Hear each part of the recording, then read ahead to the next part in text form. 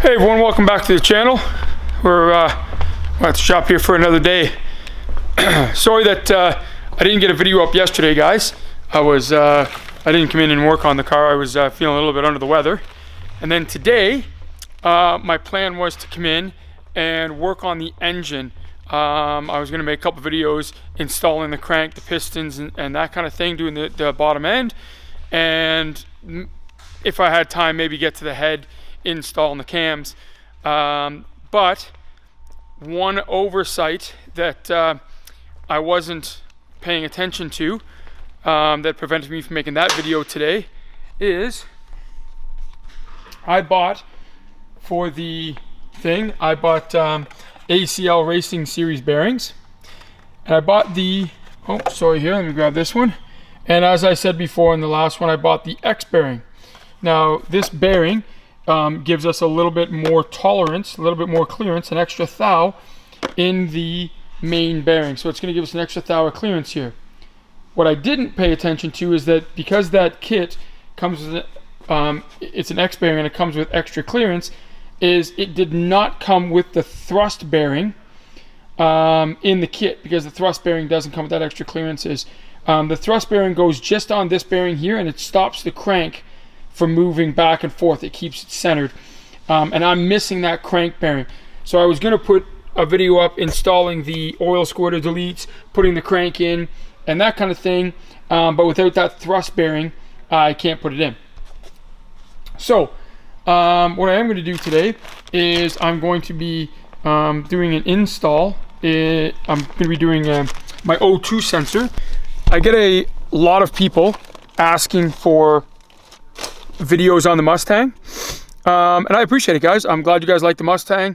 You know, I started the channel obviously to build a Super and let you guys vote on it, but it's nice you guys like the Mustang. I'll probably end up doing more videos. I'm probably going to be installing the meth kit on the Z06, maybe doing a turbo upgrade on the GTR. I'm always working on my car on the Mustang, just because, I mean, it's a never-ending battle. You guys know that if you've got a car and you love it, you're always working on it. But today I'm going to be doing a couple things to it. One, since I built the motor, for some reason my Bank 1 Sensor 1 O2 sensor keeps going. That's my passenger side front upstream O2 sensor. I'm not too sure why it's going. I think what I'm going to do is I'm going to get an O2 sensor extension that comes out a little bit to pull it out. But I've got that. I'm going to put it in. And while I've got it up, I'm going to fix one more problem. So I'm going to show you something right now. And what that is this here. So I have in the car a Tremec Magnum XL transmission. The reason for that, maybe I'll show you here. The reason for that is when we were dynoing the car, I put a McLeod RTX twin disc clutch in. It was supposed to be good for 1200 or 1000 or 1200, I'm not sure. And I smoked that. We smoked it on the dyno in 4 or 5 pulls. I've sent some emails to McLeod. They never got back to me. Anyway, if you follow the channel, I've now put in an RPS carbon billet clutch, which is good for 2500 horsepower. It's killer. I love it. But this is a Tremec Magnum XL close ratio transmission. I'm going to show you here. So now reverse is all the way over here. It's not over and up the way the stock Mustang is. It goes over and away. So when I push that over and up, that's fifth. I've got to lean on it to get it into reverse. Like you really got to put a lot of power into it. Like I got to push myself to the side to get it over and up into reverse. Okay. It's a lot of hassle. Like it's a bit of strength to push it over, but that's not the problem. The reverse is great in the car, but let me get underneath here and I'll show you what the problem is. Okay guys, so I got it up on the hoist. What I'll do, I'll show you quick. I get a lot of requests of people asking exactly what's done to the Mustang, the build. I do plan on doing a video on the entire build of the Mustang. You guys want to see it, you know, I mean, know the specs, what's done to it. I have no problem. I'll do a whole video. I'm not gonna do that today, but I will show you this was the clutch that I bought. And it was brand new when I bought it, brand spanking new. And it was about 4 or 5 pulls on the dyno. And you're like, oh, it doesn't look too bad. Like, it's not, you know, that plate's not good. But there's what it did to the edge. It smoked this clutch. I have no idea what happened to it. I've sent the video to McLeod because I obviously did a video when I installed it. So I sent them a video in an email to show them that it was installed correctly, that, you know what I mean, the bearings and everything were in, everything was done correctly. I don't know if the specs were just off on it, but both plates, I believe what they did is they hit, I don't know if you can see, but right there and right there, and you can see it all the way around. And it looks like it just skinned the edge there, like the plates hit the edge. And again, I'm not sure exactly what happened with it. I'm not putting down McLeod. I'm not, you know, I know a lot of people run the McLeod clutches. I mean, I was more than happy to run it. I thought that it would be sufficient. I don't know what happened with mine. It just didn't, you know, I mean, we smoked it 4 or 5 pulls on the dyno. And I was making pretty good power, nothing crazy, 700 wheel at the time. And then it was knocking. And then over here, I put the clutch in, I put the RPS clutch in it. And then my transmission, right? That's the old Gitrag MT82, which everybody knows isn't great for power. 3rd gear when you were shifting, it was starting to cause some problems. So what I did is I put in the Tremec Magnum XL. Close ratio. It's a transmission I chose. It does have a really tall first gear. It's a 2.66 to 1, but that's okay. I don't mind taking off the high RPMs that I do. So that doesn't really bother me. But I do get a vibration in the car, and especially through the shifter. And I have found out, talking to some people, the reason for that is right up there. See if you guys can see it. This is the reverse lockout in the transmission. Now you can also see, if I can see it up here, I did not use it. Mine is not locked out. A lot of people don't hook it up. I didn't hook mine up because it's so hard to get into reverse. There's no chance that you're going to be driving down the road and accidentally shift it into reverse. So I just tightly zip tied mine up. But the vibration is coming from the side of this reverse lockout is pushed right up against my body, right up against the body, and it's one right through that, and it's causing a vibration, like I'm getting a vibration through the floor and everything, and that's what it's coming from. So now what I have to do is take a hammer. I'm probably going to take a hammer and a bar, and I'm going to try to open that up so that it's not touching my reverse lockout, because through the tranny and everything, I am getting a vibration.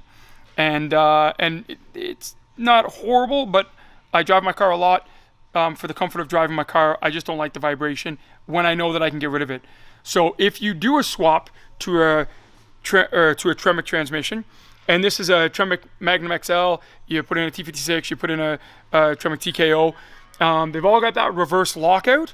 And that reverse lockout in the S550 Mustang causes a bit of vibration. So to get rid of that, and I really don't like hitting the body because I like keeping the car very original.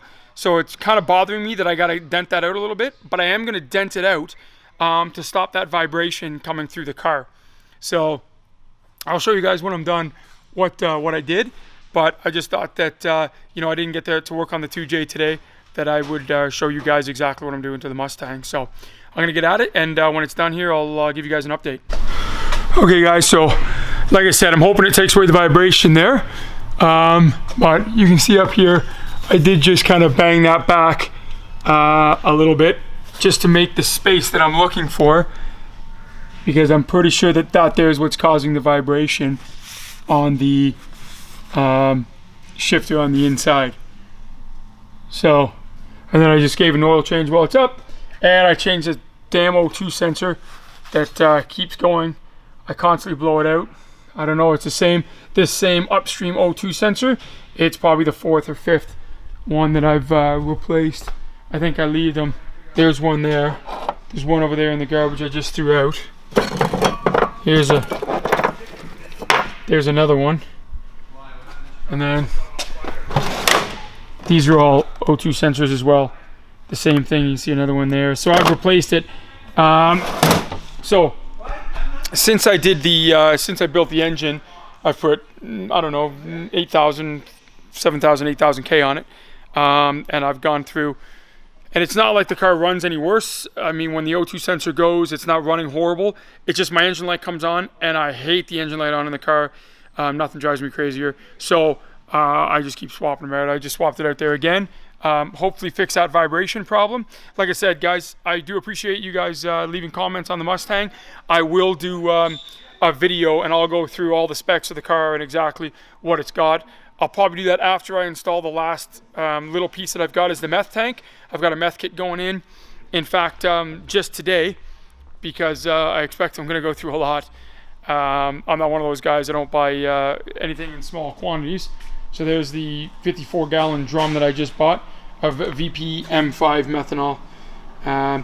So I will, I'm going to get distilled, deionized, and demineralized water to mix with that. It'll be a 50-50, but I like using the M5 just because it is the best of the best. That's why I use it. So, but I've got my meth tank. It's over at Paintworks being painted. They're the guys that are going to be painting the Supra, and that Supra right there, and they're painting it up. And then when I do an install of the meth, I'll probably do a video of the car and the dyno, and then I'll probably put up a video of exactly the specs of my car and exactly what it's got and what I did to it and all that cool stuff in that video. But again, if you're new to the channel, that Supra right there is the Valeside 4509 giveaway Supra. We are building this car strictly on the votes of subscribers. You guys voted on what car you wanted. You wanted a Supra. So we've had this. If you've been watching the channel, the last few videos, we've been stripping this down. We've got it right down to nothing. That body kit over there is the body kit that's going to go on it. And once it's done, we're going to be giving it away. So again, everything that gets done to the car gets voted on by you guys, the subscribers. So if you're not subscribed, definitely subscribe to the channel. Follow us on Facebook, Instagram, all that stuff.